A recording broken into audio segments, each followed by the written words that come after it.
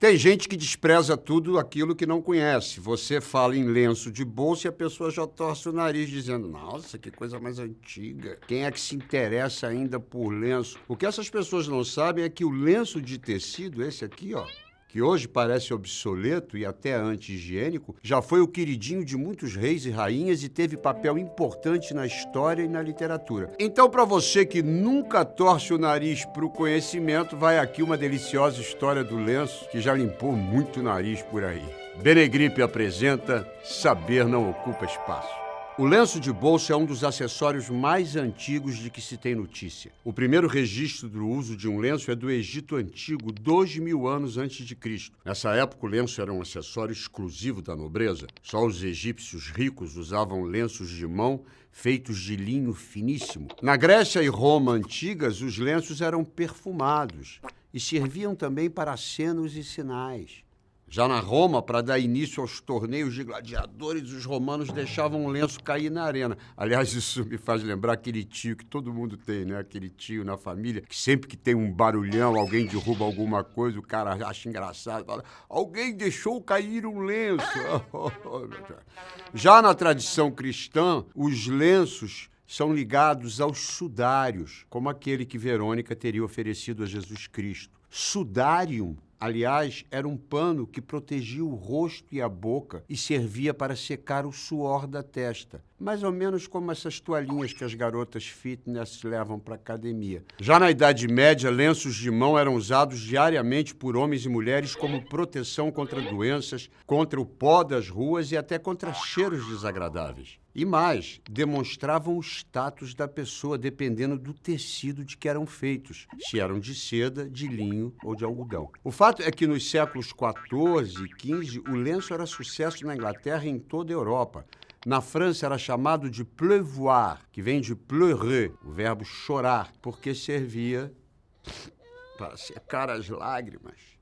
E na Itália, os lenços eram tão finos e tão caros que faziam parte do dote no casamento da noiva. Quem também era chegado num lencinho era a rainha Elizabeth I, que tinha lenços de luxo bordados com ouro e prata. Coincidentemente, no ano em que Elizabeth I morreu, 1603, o grande bardo William Shakespeare escrevia a famosa tragédia Otelo. Tragédia essa que acontece por causa de quê?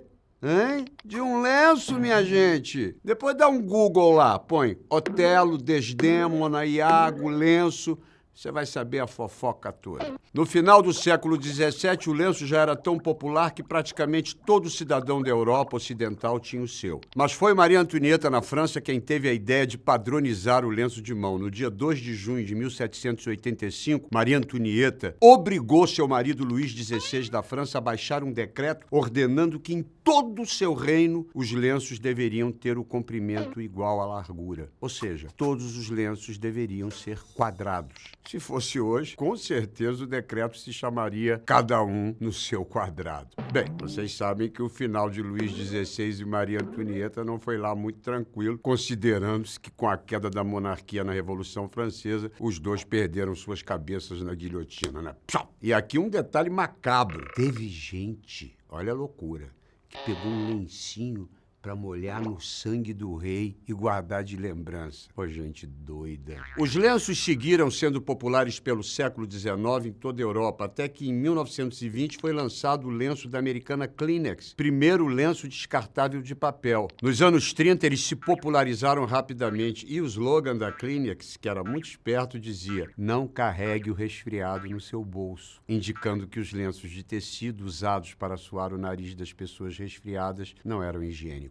E assim os lenços de tecido, depois de milênios, saíram de moda, mas ficaram para sempre em nossa história cultural, cantada em prosa e verso, como na icônica canção de 1968, Alegria, Alegria, de Caetano Veloso, quando ele era um jovem que no sol de quase dezembro caminhava contra o vento, sem lenço e sem documento. Saber Não Ocupa Espaço, o oferecimento Benegripe.